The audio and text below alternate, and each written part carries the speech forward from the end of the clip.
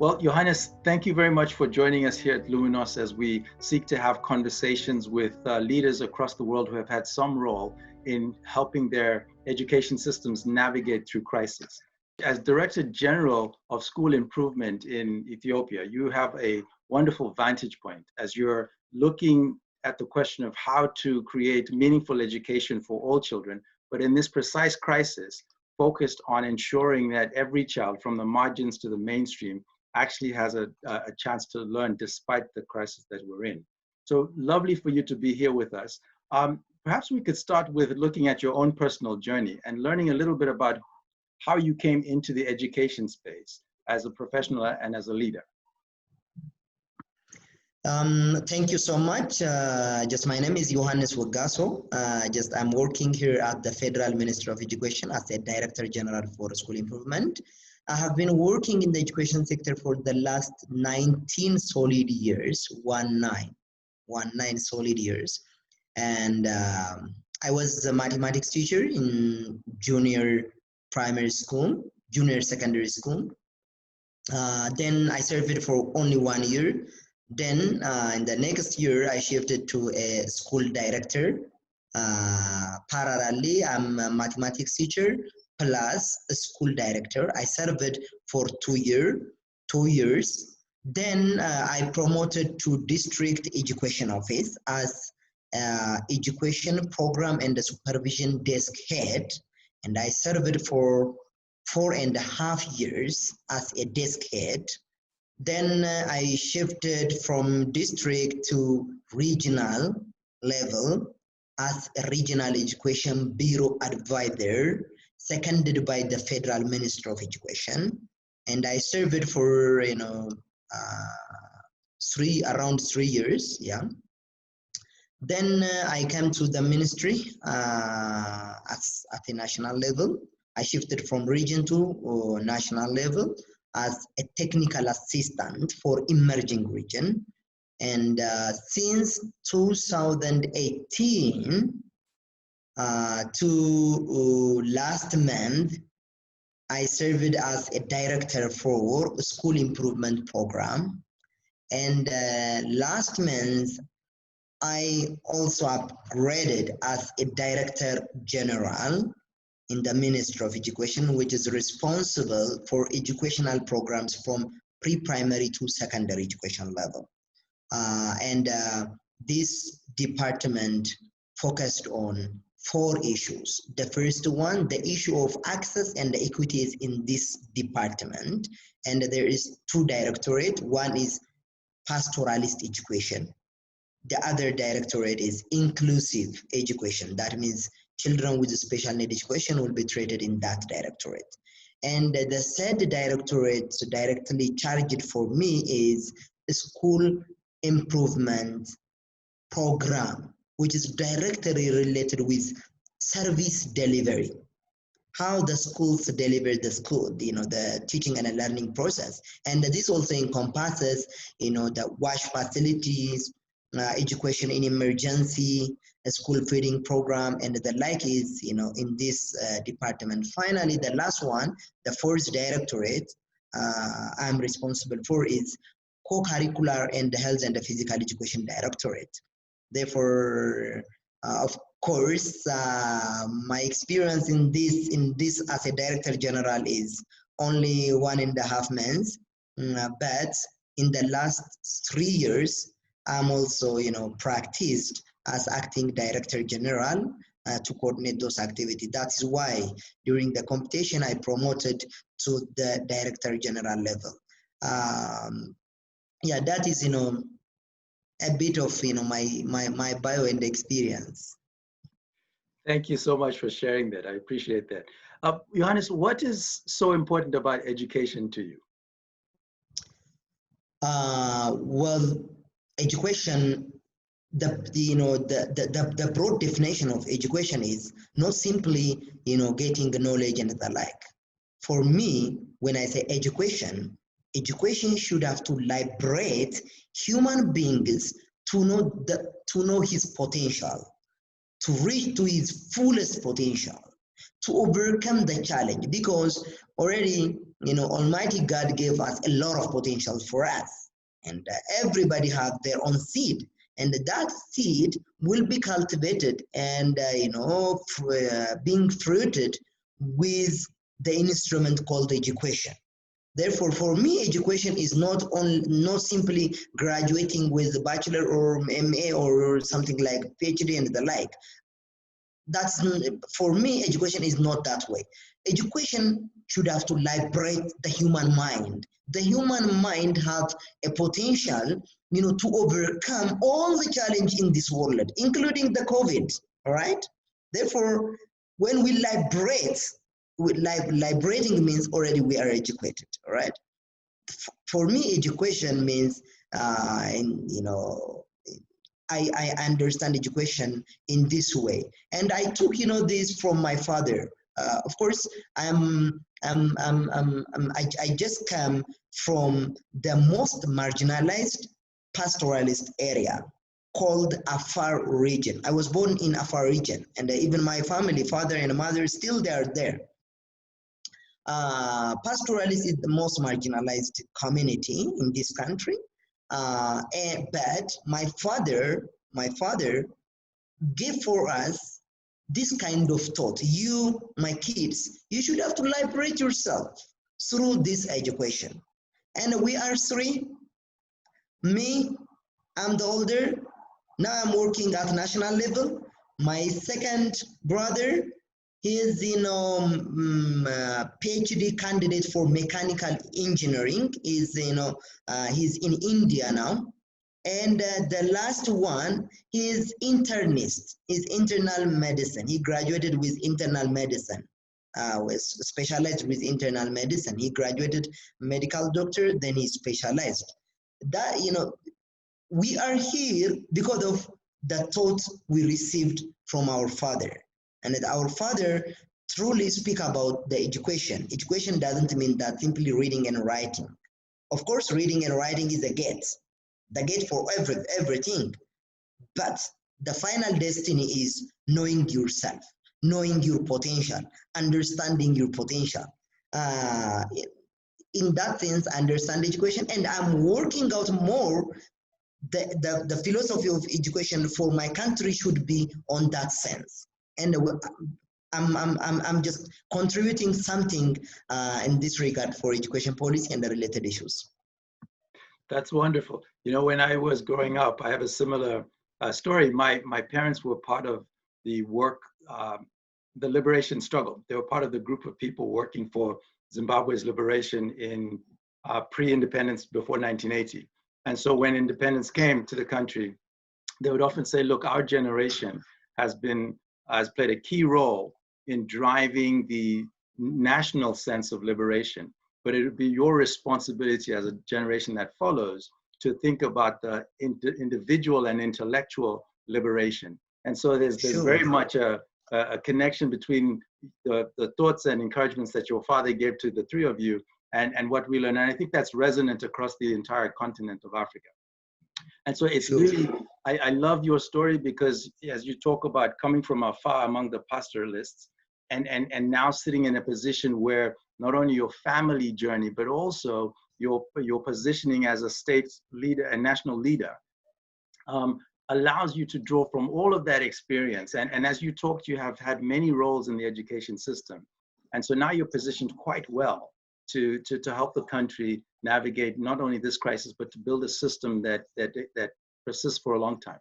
So to another question, Ethiopia, in my visits, has struck me as a country that has a very, very disciplined, focused, and unified education system. From you and your teams in the national and state education ministries, all the way down to the classroom teachers. I've noted that everybody seems to say the same thing about the mission and the focus of education in your country. Could you speak a little bit to why that's the case in Ethiopia?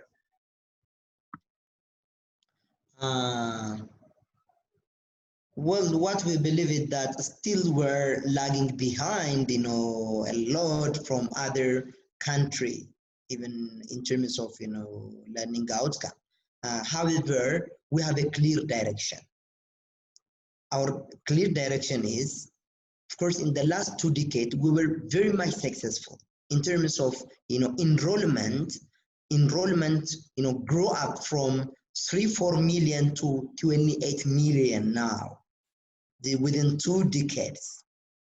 Number of schools grow up from a little, around 3,000, something like that. Now we have 50,000 educational institutions, including kindergarten, primary school, alternative basic education centers, secondary schools. When we look, in terms of quantity, I believe that we are in good position. Why we reach to this position? Because already we set, structured, well-defined education structure from national to district level, and we decentralized our education system at grassroots level. Here in the ministry, we are working to develop policy, guidelines, strategy, and the framework and the like.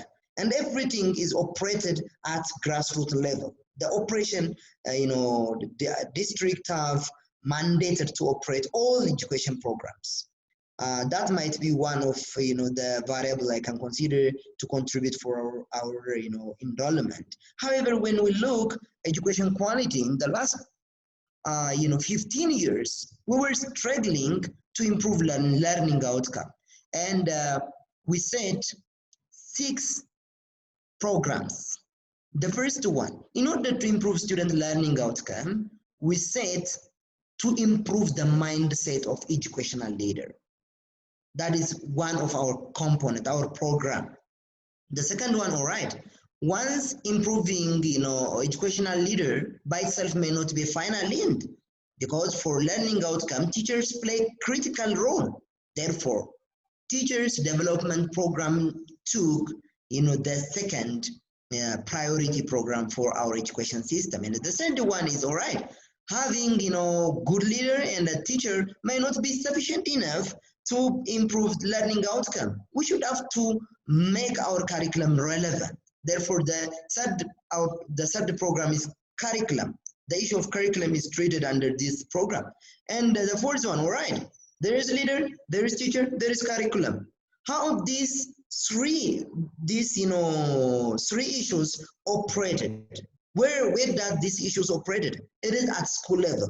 Therefore, we develop a school improvement program by focusing on 4 issues. And the other one is ICT, because we are at 21st century. We need to use our information communication technology to leverage, to boost our teaching and learning. Therefore, we use that.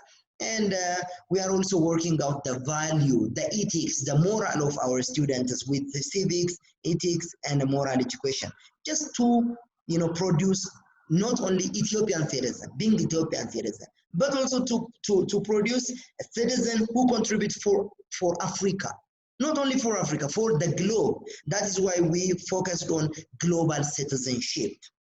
In this 21st century, that it is the world is in one village, and one Ethiopian should have a possibility to interact with the Chinese, Americans, and the like. Therefore, we are trying to produce citizen with this form. That is the strategy we set for this 6th program. We are working on that. However, when we look the investment versus learning outcome, it's not as such promising, but still there is change. So you touched on investment. Ethiopia is one of the countries that has put education at the top of priorities and has invested a large proportion of national GDP into the education system. And I think that has gone across administrations, but the current Prime Minister is also very keen, and the current administration very keen on making education work for the country and for individuals.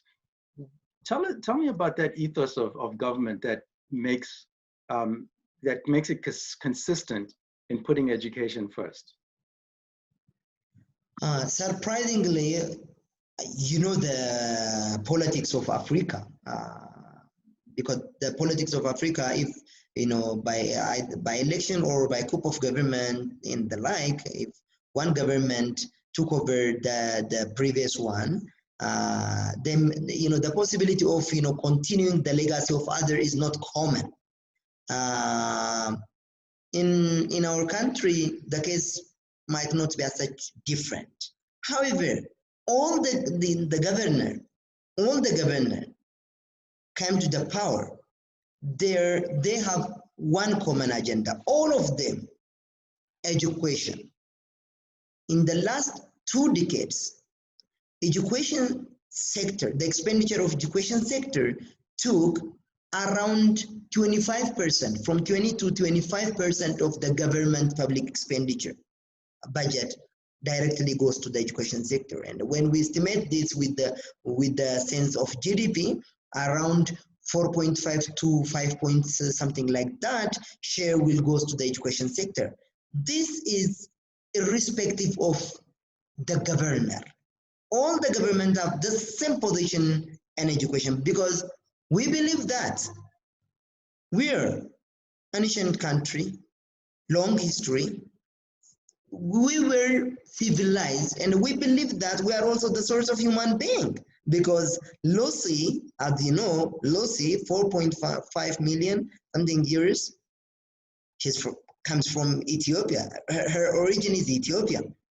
And when you look at the historical heritage of Ethiopia, we were highly civilized.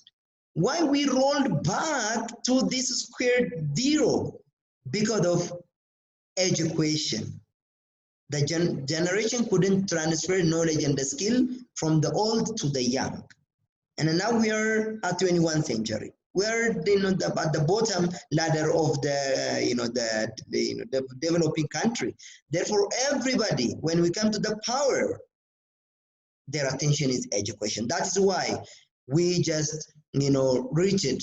Of course, access by itself, it's not unfinished agenda, but we were successful to address education for all.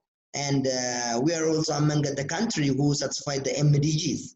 That is the commitment of the governor, but it took not from the government, because the people demand education badly, because they regret their history. When they hear the history, all peoples, they were feel the sense of regret. Why we are here? Why we beg wheat and the money from Europe, Latin America and the like? We are good enough, not only Ethiopia, but also we Africa. We are good enough in terms of resource. Why we are here? Because of knowledge, because of skill. That is why even currently we produced a 10 years roadmap, which clearly pinpoint the importance of education, and iron out different innovative educational strategy, which have potential to lift up the country to some extent to middle income country, and we are working on that. I think another thing that's remarkable about Ethiopia's leadership in education is your willingness to partner outside of the government sector. And so you're very open to working alongside with non-government actors, bringing them into the fold, into your discussions, and sharing your best practices with them as well. That's not something that you often see in governments across the world. Could you share a little bit about that as well? Yeah, just what our belief is that our partner is not simply comes to support or to work out their business. What we believe that they are our potential contributor, and we used them as a potential wing for us. That is why in our annual operational plan, we identify 3 wings. One, public wing. The other one, non-government actors as the other wing. And the third one, and which flagged out all, is the community. We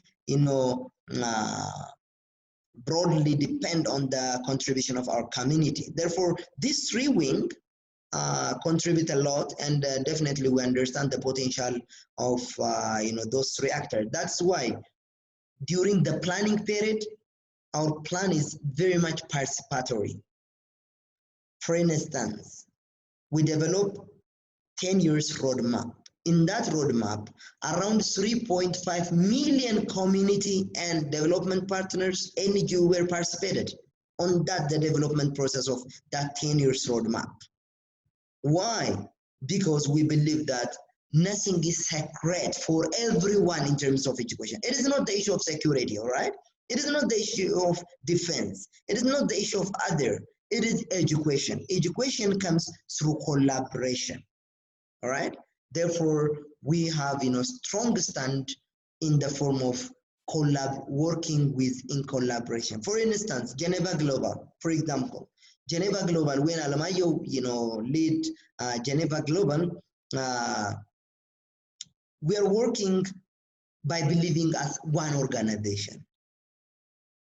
Just Alamayo is working with the Ministry of Education as a one wing, not with the separate, not just comes from other area, but we believe that the Geneva Global is our wing, just to operate our activities. But we may not completely rely on our issues on those partners. We believe that the role of the partner is simply giving oiling service. Oiling service means the gear is running. Whether with their existence or without their existence, the gear is running. However, the motion might be slow. Therefore, we need oiling service for this gear. They will put their oil, and that oil will facilitate the kinetics of that gear. And we believe that our development partner as the service provider, oiling service provider. That is why we need more partner to work out with us with the open mind. All right. I think that's great. At Luminos, we talk about our role as being to help government weave innovation into the fabric of the education system. And so it's a similar analogy to yours of the non-government sector being oil in the machinery, and in ours it's a tapestry or a blanket that has the non-government sector weaving its way in. What's encouraging is your sense of welcome for that partnership and your sense of clarity about the role that the non-government actors can play, and your invitation for people to do precisely that. And I think that sense of education being a collaborative journey that involves government, non-government actors, but also communities and families and the children themselves is a really powerful ethos. So let's talk about inclusion here. I know that one of your challenges and opportunities as Director General of School Improvement is to make sure that all children get access to quality education, including those who are marginalized because they may have come from poor or remote communities. You described the pastoralists, for example, in Afar. There are children who have disabilities. There are children who, because of gender, girls, for example, who may be constrained from access to school. There are multiple reasons why children get marginalized from the broader education system. Could you speak to us about how you are thinking as an Ethiopian government about bringing those children into the fold? Yeah, of course, so far we try to address the issue of pastoralists because pastoralists have their own specific context. Because of that, they need specific strategies, and it doesn't hold true. The strategy we use for conventional schools may not work for pastoralist area. By understanding, that issues, we try to develop alternative. Alternative doesn't mean that one. It's alternatives. Therefore, we develop alternative basic education program, and of course, in Somali pastoralists, we address around 86% of the school age children attending primary school, and in Afar, around 74% of the right school age population is attending, primary school.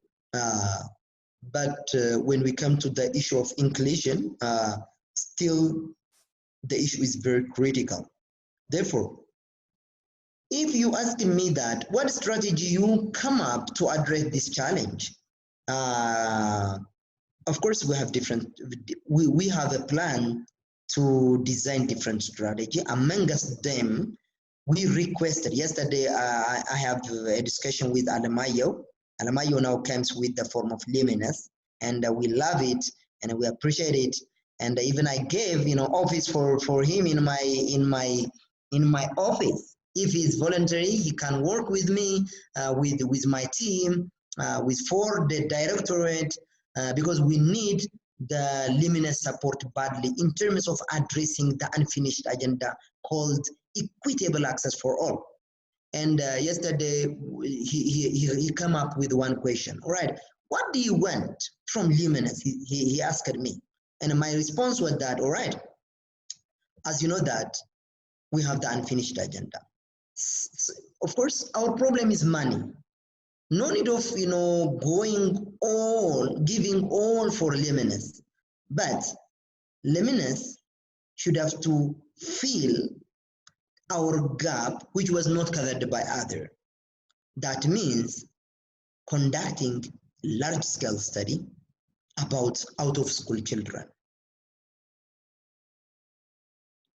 We have, of course, before now it's 2020, yeah, in 2012, UNICEF commissioned to conduct out-of-school children study. And at that time, the identified gap was that 4.2 million children were out of school. And for those out of school children, this strategy should be costed and the government should have to adapt, blah, blah, blah, blah. We tried to look that strategy and we worked out that strategy with different form. For example, for pastoralists, we develop alternative basic education. For pastoralists, we develop mobile school program.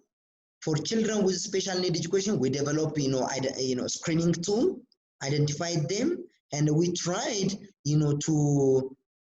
to create conducive school environment for children with special need. And we prepare. We plan to establish 800 resource center for children with special need education, but we successfully established around 600, something like that. That strategy comes from the study we were conducted by 2012, and now after almost 10 years we need that kind of study, and we need support from Luminos in that regard. Once we identify out-of-school children, we will set different strategy for different group of people, because we are many. We are 110 million people with 1.4 million square kilometers. We are very vast, large area. Therefore, one strategy may not fit for all community. We need context-specific strategy. For that, we should have to identify who are missed from the conventional schools, who were missed from the alternative basic education, who were missed from the accelerated learning program, speed school program. We should have to know that. And yesterday we were, a good discussion with Alemayo, and hopefully he will come up with a solution, because I know that he's always a solution man. Excellent. Well, let's look to the question of the COVID-19 crisis. How is that affecting education delivery and improvement in Ethiopia? Yeah, it is a global challenge, and it affects all the continents, because in the mid-April, around 1.6 billion children were out of school because of school closure. Of course, the degrees different, but the impact is the same for all the world.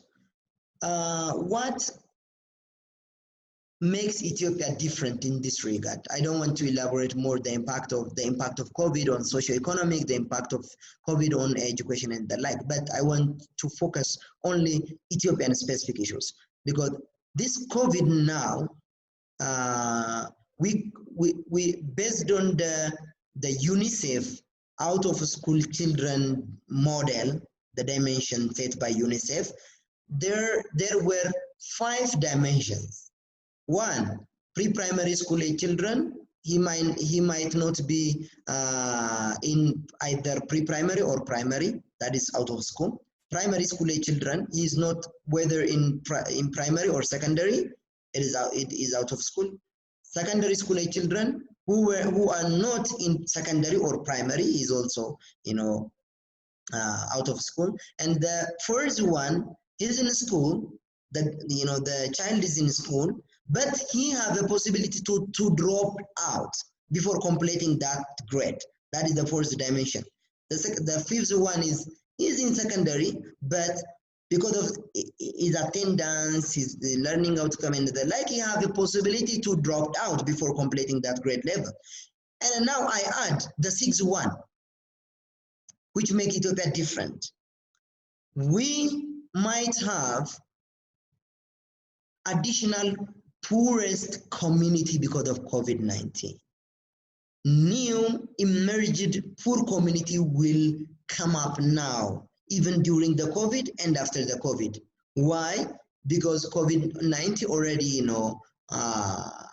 deteriorate the economic activity of the country, and most of them, because of our, safety net program, social security and the like, we have no such kind of service. Because of that, we might have millions community being new poor community.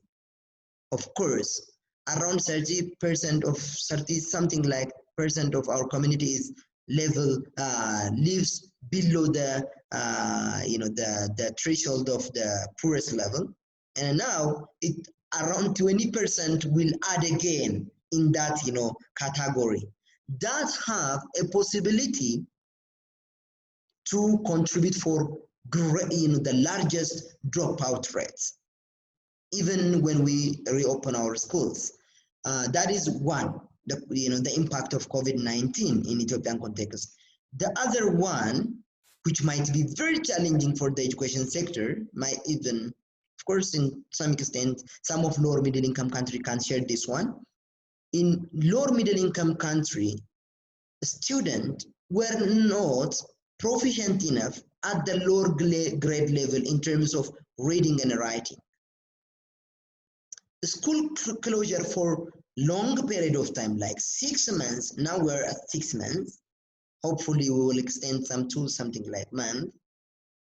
When we reopen our schools, we may not get our students from the place where they stopped. They deteriorate at least by 1 year. Literally what I'm saying is, for example, grade 4 student, formerly was not good enough in reading and writing. After he dropped for 5 months, 6 months, 7 months, his capacity to identify single words might be low. Therefore, he is not in grade 4. When we reopen our schools, we may not expect him at grade 4, but he will be at the end of grade 2 or at the beginning of grade 3. Therefore, for the education sector, it is great burden, right? That might, of course, the developed world try to give some sort of solution by using technology, remote learning and the like to create the attachment. However, in the low middle income country, including Ethiopia, of course, we tried this kind of intervention during the COVID, but we were not effective enough to address that kind of education service for all children. In some urban area, they might have a possibility to get tablet, computer, TV, radio program, online learning and the like in urban area where, yeah, we did it, but in the majority of rural areas, the possibility of getting that kind of service is very poor. Therefore, that contribute and aggravate the issue of social inequality. That might be, maybe Ethiopia might be different in this regard. We might get very worst inequality amongst us. That will even question our survival as a country. Because inequality for the country with many nations, 80 nations, we are 80 ethnic groups. Therefore, getting education in urban area for one ethnic, something like that, and just ignoring the other ethnic might have a possibility of some clashes between us, and that question our survival as a country. That is the other one. School life expectancy might deteriorate, and that, of course, that have short-term and long-term effect. And this situation might be very worse. Of course, now we are bad. We are not good enough. We are bad, but we will get to the worst because of this COVID. Therefore, it needs, it needs innovative way, a different approach, a different new approach, because COVID already, give us some opportunity to look a new way, a new approach. Therefore, we are doing our best in this regard. I'm glad you mentioned that, because oftentimes in a crisis or in difficulty, we can focus on the challenges, and we may miss the opportunities. And so I'm really glad that your narrative took us through all of the complications and the issues that you need to face with, but you landed off with this last point about COVID-19 representing a moment of opportunity. So perhaps to round off our conversation, tell me a little bit about as you look into the future with a sense of hope, what are the things that you're hoping for will come from this point in time for Ethiopia's education system? Of course, we are working. We are on the phase of preparation phase now. We develop, different material to respond for this COVID. And before I, proceed to that, just let me give you some opportunity for us. For example, we were not in position to work out with a coordination manner, for example, with health sector. Now, we're working closely with the health sector. The health sector looking our support badly, because they understand that the issue of sanitation is one of the prevention mechanisms. The best and the efficient way is sanitation, and that sanitation, they want us to work out more on student sanitation. And in this regard, they are we are developing a common plan to work out with sanitation. The other one, the issue of environmental protection, also the other team, they want to work out more with us, with the education sector. And this collaboration might be the fruit of the opportunity of this COVID-19. The other one, this COVID-19 might give for us different insight in the learning theory. For example, in the learning theory, cooperative learning, group learning, project learning, and the like is the best pedagogy in this world. Now, COVID enforced us to live that kind of learning. COVID enforced us to use individual learning, home learning, learning at home level, learning at home by considering father as a director, mom as a teacher, and elder brother as mentor, and a younger brother as a fellow. Therefore, this COVID gave for us this kind of educational opportunity, not only reading and writing, but also social skill, human skill, and the like. It gives for us some insight. Therefore, in this regard, by recognizing this all opportunity, we develop a plan to reopen our schools. By the way, we're on the preparation phase to reopen our schools. Of course, we don't know exactly the date to reopen our schools, but we have a plan to reopen the schools, whether it might be at the end of September or at the beginning of September or at the beginning of October. We don't know exactly the date, but we are on the way of developing the strategy. And in the last 3 weeks, we developed 4 documents. The first document, we developed Safe School Operation Guideline. That guideline encompasses all things, the necessary precaution the school should have to take. Because COVID, look at least 3 things. 1, sanitation, critical. 2nd, physical distance, critical. 3rd, mask, wearing mask. Therefore, in this 3 regard, how can our schools can best fit for this kind of service? We are working on that by developing that kind of guideline. The second one, we need to reorient our teacher and educational leader, because now no need of going to the following the pedagogy, promoting that group learning, project learning, and the like. Therefore, now all of our 700,000 teachers were trained by that pedagogy, the pedagogy which promotes cooperative learning. Now it needs to reorient our teachers individual learning, self-learning, home learning, and the like. Therefore, we develop that kind of reorienting our teachers and educational leaders with COVID-19 sensitive pedagogy. We call it COVID-19 sensitive pedagogy because we were not limited, by self-learning, home learning, individual learning, and the like. It needs, a lot of issues. The third one, we developed psychosocial support package.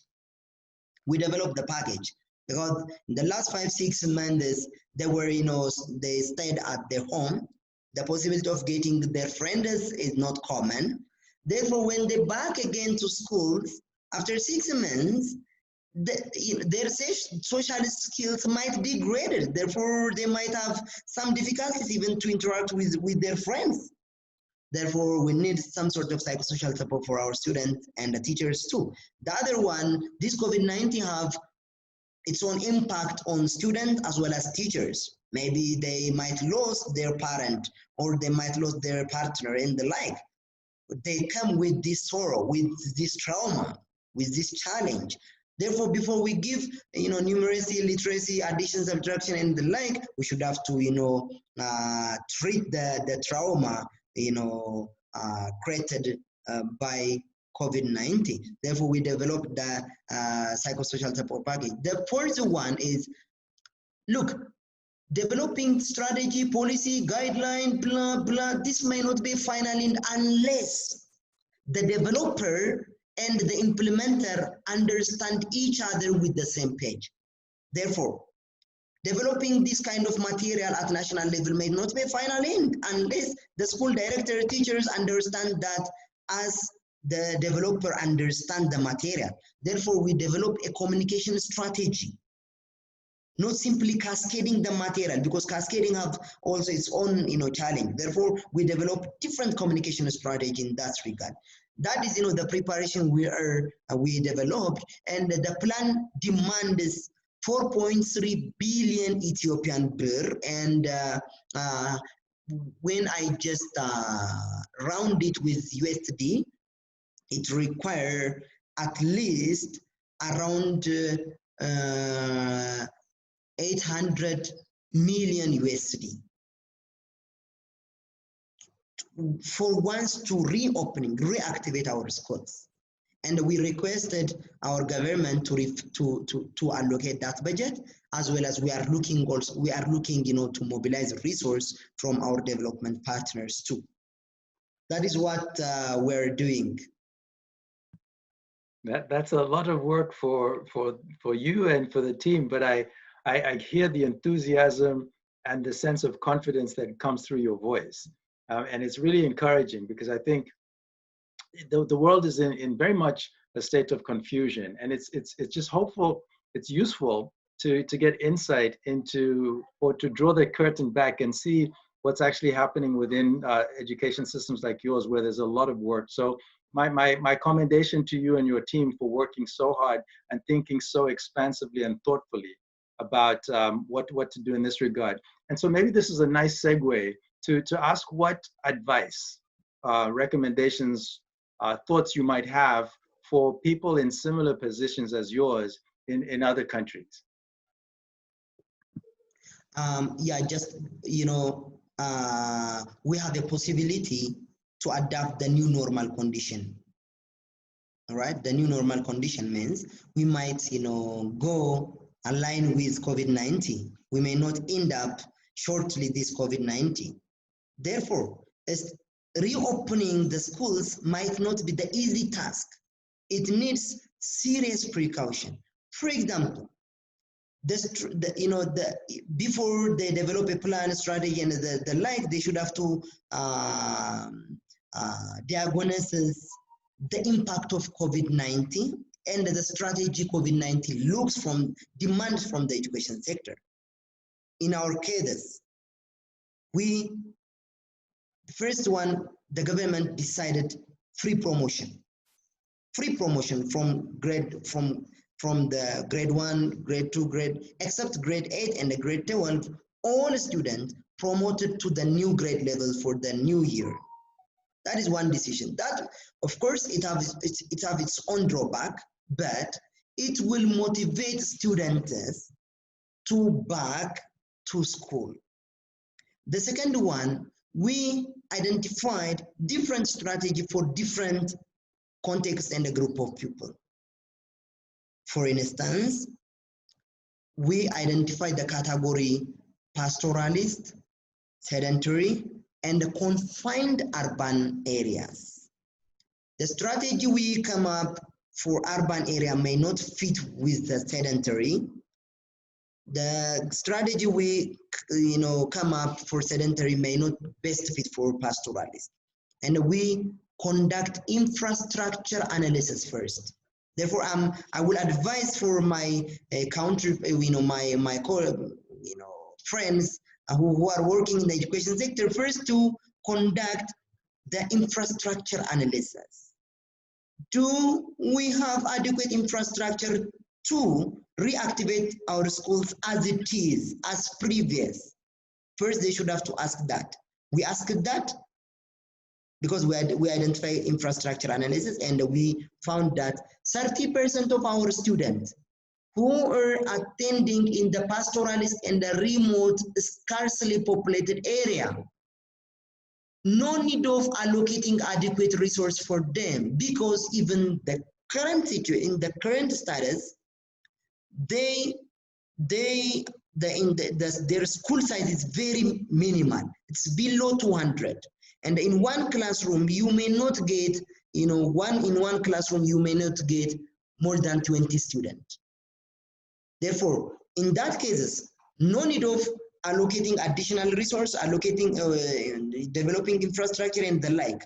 We can use as it is. Therefore, we deduct 30% of our students, but we left them to use them resource as it is by considering those 3 precautions: physical distance, sanitation, and a mask. And also strong work with health sector, because, for example, if in case one case happen in school, unless the school principal leadership understand how can he manage that, that child, the trauma created by the rest of students and the community might be very complex. Therefore, it needs to work collaboration with the health sector. Therefore, we identify 30% of our population treated as it is. And around 48% of our student population lives in the semi-urban area and the sedentary area. And in the existing cases, it is very difficult to continue the conventional way. Therefore, we prefer to use shift school for those 48% of our students, because currently when our infrastructure analysis informed us that in one classroom, the average class size is 50. The square kilometer for one class is 56. Therefore, saving 2 meters among the student and 4 meters from the teacher may not keep 450 students. Therefore, we use shift schools and we deduct 2020. Therefore, in that case, no need of constructing additional schools, but we shifted the shift schools and used the existing infrastructure, but we need more time of teachers' time, because their working hour is now doubled. No need of recruiting new teachers. That is for 48%. The remaining 20%, currently they are attending in the shift schools. That means the school service in morning and afternoon. Therefore, shifting schools is not a best strategy in that cases. Therefore, we identify some new temporary learning centers for those areas to establish new temporary learning centers, new infrastructure, but that infrastructure is not permanent, it is temporary. And we need to procure furniture, blackboard, and the like, and that requires cost. Therefore, we develop different set of strategy for different group of people. Therefore, my advice is that no need of going to give one strategy for all. First, they should have to conduct infrastructure analysis. Then they should have to develop context-specific strategy. The third and the critical one is working collaboratively, coordination with all sectors. Transport sector, mandatory. With the security guys, mandatory. Because if something happens at school level, if two or one teacher is suspected or by COVID-19, it needs urgent action to transport him from that school to the other. And for that, we need transport. And to transport that teacher or student to the health sector, the school have no service, no car. Therefore, the transport minister, the transport sector should have to work collaboratively with the education sector, even to support this kind of reaction. The other one, Ministry of Water. Water service is very critical in this regard. Therefore, we are working with the water sector from national to district level, how students get water service. Water service is mandatory in this case. It is not the issue of jewelry. It is not the issue of supplementary. It is critical in the mandatory issues. Therefore, coordination, collaboration with all stakeholders is mandatory. Therefore, my advice for my friends who are working in the education sector is, first, they should have to map out the sector, map out the actors, then defining the role of each actors, working with each actors, and my last advice for them is that setting, consistent information, communication, and reporting, feedback, tracking, monitoring, and evaluation system. That is very mandatory because, for example, wearing a mask, not only for a child, even for us, for adults, sometimes we forget to wear the mask in some cases, but when we come to the child, even their appetite to wear the mask may not be, at us. Therefore, it needs, some sort of advice and support. Every day, the school leader and the teacher should have to track their children, their student. Unless they do so, the possibility of containing the spread of the virus might be difficult. And the schools might not be the place where education undertake, but the schools might be the place where children market the virus. Therefore, in order to minimize that, it needs continuous monitoring and evaluation and support for schools. Continuous, not to forget and undermine the situation. That is, the advice I have for my friends. Thank you. My last big question here is, we understand, and we are seeing this even here in the United States, where we understand that the COVID-19 is a complex and complicated virus, and it adapts, it changes, it's very hard to track. But also one of the ramifications for education is that, and we've seen this at universities and in schools and in non-school communities that are engaging children, that sometimes you're forced to shut down almost immediately after you've opened, and then go back to replanning what you're going to do. So for a large system like Ethiopia's education system, which serves so many millions of children and has so many people engaged in it, how do you build the agility to be able to ramp up and ramp down, both nationally and locally, as you need to? Like, what are you doing to sort of mitigate the risk of reopening not working in the way that you hope? Yeah. School reopening may not be a such easy task, as you said.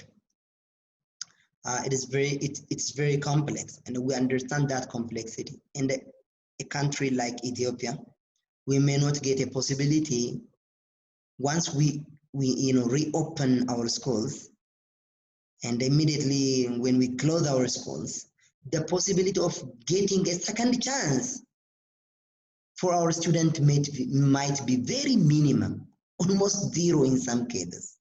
All right. Therefore, what we are, our plan is first piloting with grade 8 and grade 12 student.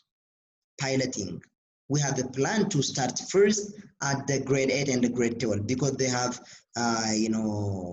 they will sit with the national exam. Therefore, we will pilot with them. If the situation seems good, we will start from early grade, because the early grade, the possibility of even transmitting the virus from the child to, the advice we received from Minister of Health, TPAD, that the rate is very minimum as compared with adults. So the virus is still uncertain, but there is a possibility of being low transmission among the children. Therefore, we have a plan to, after we just start, after we pilot the grade 8 and the grade 12, we will scale up that piloting to early grade. Then after that to full primary, then secondary. That is the plan in order to minimize that kind of challenge. Yohannes, you've been a wonderful guest. You've just demonstrated a great degree of wisdom, understanding, and knowledge as to what it takes to lead an education system and to create collaborative environments, not only between government and non-government actors that are focused on education, but within the entire government system, so that you're partnering with the health, transportation, water and sanitation, a variety of different government departments that are focused on ensuring that the country experiences maximum public good. And to do so in this environment, I appreciate how you've talked about the value of seeing the challenges, but also pursuing the opportunities. And so I think this conversation will be rich, and it will lead to multiple opportunities, I think, for us to think about how we can create platforms for people like yourself to engage with your peers, but also to be heard by the funders, the implementers who are coming and seeking to partner with you. So thank you so much for this conversation. I feel I've learned a lot from listening to you. Before we go, just two questions. One is, cast your mind back to when you were a child. What were the books that inspired you as a young reader? Bible. It is Bible. Number 1 Bible, number 2 Bible, number 3 Bible. By the way, let me tell you my history. When I was at age of 5, my father always, he just gave some lecture about David, Moses, all right, Jonas, John, Matthew. Peter, Petros, and I love the story of them. Jesus, I love the story. I love how, Joseph suffered in Egypt, how Joseph, suffered with his brother and the like. You know what when I heard this kind of story, I was very much eager to know reading.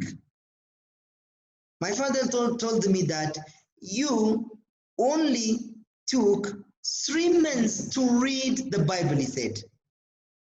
3 months. Because every day when I get to the KG, I want to identify the words and I will compare that word with the Bible. That word with the Bible. That word with the Bible. And of course, the Bible is not to make me, to some extent, spiritual, but also it contributes for me reading and writing skills when I was at early grade. And Bible is number 1, number 2, number 3 when I was at early child. But when I grow up, calculus, statistics, educational leadership, education theory, education in economics, and the like, yeah.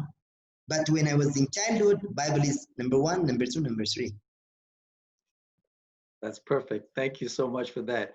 Yohannes, as we close, any parting words that you want to share with listeners and viewers? The first one, the issue of COVID-19 is very critical, and Ethiopia is a country where religion, 99% of the people is believer in God, in Allah. Therefore, we will pray the Almighty God to give mercy for this globe, and this is my aspiration to all.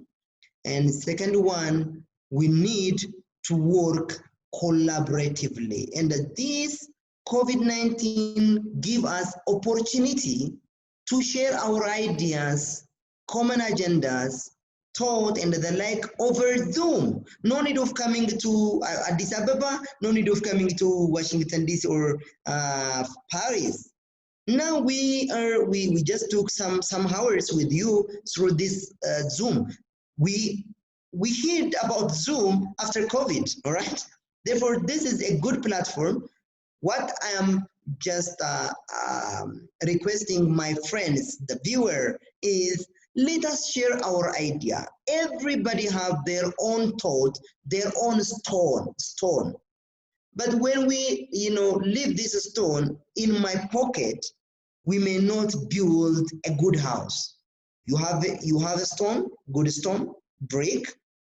I have a stone, I have brick.